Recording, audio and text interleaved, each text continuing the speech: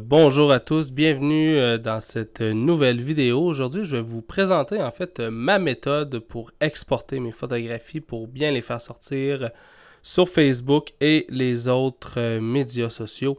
Donc, en fait, c'est super important de vraiment bien préparer son fichier, dans le fond, à la publication sur Internet.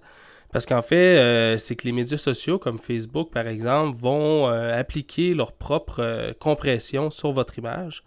Donc, l'idéal, en fait, c'est d'en faire le maximum soi-même pour que la compression du média social soit vraiment le moins présente possible.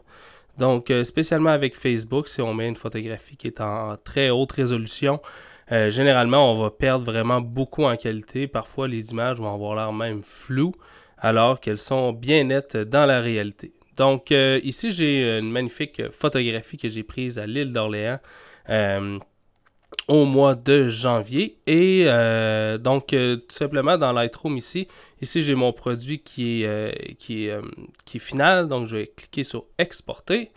Et en fait, ici, j'ai plusieurs paramètres prédéfinis. Donc ici, j'ai mes paramètres prédéfinis de Facebook, etc. Donc, je vais vous montrer également comment enregistrer ces paramètres-là. Donc, tout d'abord, ici dans le haut, on va exporter vers le disque dur. Donc, on peut envoyer directement la photographie par courrier électronique et tout ça. Donc, on sélectionne disque dur. Et ensuite, on va sélectionner notre dossier. Comme ici, moi par exemple, à chaque fois que j'exporte une photographie qui est destinée à être publiée sur Facebook, je la mets sur le bureau et je le place dans un sous-dossier qui s'appelle Facebook.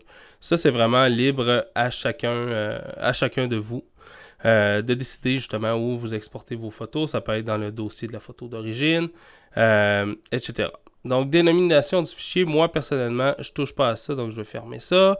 La vidéo, c'est pas pertinent.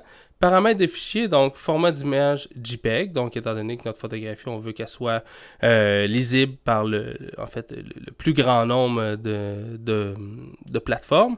Et l'espace colorimétrique sRGB ou sRGB, super important en fait pour qu'on ait le bon espace colorimétrique qui soit lu par la grande majorité des furteurs Internet. Donc, si par exemple vous choisissez Adobe RGB, ça se peut qu'il y ait certains logiciels pour aller sur Internet qui ne soient pas capables de bien lire vos fichiers. Donc ici, au niveau de la qualité, moi je mets 65%. Donc, étant donné qu'on va publier sur Internet, c'est pas nécessaire d'avoir 100% de qualité parce que plus on va avoir de qualité, plus le fichier va être lourd et en fait, plus la compression du média social va être importante. Donc moi, je choisis 65%. C'est sûr que si, par exemple, mon fichier était plutôt destiné à l'impression, là, j'irai avec 100% à ce moment-là. Mais comme c'est sur Internet, on peut se permettre de baisser la qualité. Ça va faire baisser la taille du fichier.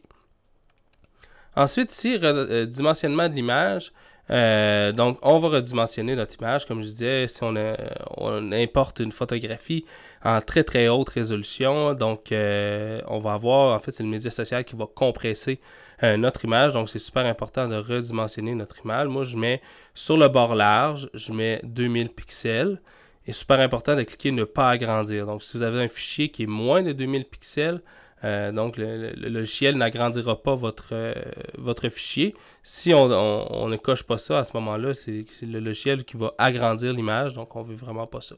Donc je mets 2000 pixels, donc Facebook de mémoire va afficher des images jusqu'à 2048 pixels de large. Donc 2000 pixels, c'est pas mal dans le bon target. La résolution ici, c'est pas important en fait parce que ici c'est vraiment destiné à l'impression. Donc on parle de pixels par pouce. Donc si ici j'avais sélectionné une taille en pouces, là ça aurait eu un impact parce qu'en fait si je sélectionne par exemple 10 pouces et je mets 240 pixels par pouce, ben, j'ai 2400 pixels sur le bord large. Donc étant donné que j'ai sélectionné ma taille en pixels ici, ça n'a pas d'importance. Et bon, j'aime bien avoir des images qui sont très nettes, spécialement si c'est pour exporter sur Facebook. Donc, je vais faire netteté pour écran avec le gain élevé pour vraiment que ça sorte très très sharp sur Internet. Métadonnées, ça c'est plus ou moins important parce que Facebook va supprimer les métadonnées. Ensuite, l'application de filigrane, ben, si vous voulez avoir votre signature sur votre image, c'est ici qu'on va l'ajouter. Comme ici, là, moi en fait, j'ai mon logo qui est ici au centre dans le bas. Donc j'ai choisi différents réglages pour la taille, la position et tout ça. Et voilà. Et le post-traitement ici, tout simplement, ne rien faire. Et si vous voulez, ici comme là, j'ai tous mes réglages pour ma publication Facebook. Donc si vous voulez créer un paramètre prédéfini, vous avez tout simplement à venir ici, cliquer sur Ajouter. Vous voyez, j'ai un groupe qui s'appelle Médias sociaux. Et on va appeler ça Vidéo Facebook. Je fais tout simplement Créer. Donc, vous voyez ici, à chaque fois que je vais cliquer ici, je vais avoir tous les paramètres que je viens d'inscrire dans mes paramètres d'exportation. Si vous voulez ajouter un groupe, justement, on peut faire clic droit, Nouveau dossier. Et là, vous allez pouvoir avoir un dossier qui s'appelle Médias sociaux, par exemple. Donc voilà, c'est ce qui fait le tour pour cette petite capsule vidéo sur en fait les paramètres que j'utilise pour exporter mes photos et les publier sur Facebook. Et en fait, ces paramètres-là, je les utilise pour la grande majorité de mes médias sociaux. Si vous avez aimé cette vidéo, n'hésitez surtout pas à cliquer j'aime et à partager avec vos amis. Abonnez-vous à ma page, c'est grandement apprécié. Et on se dit à la prochaine capsule. Allez, bye!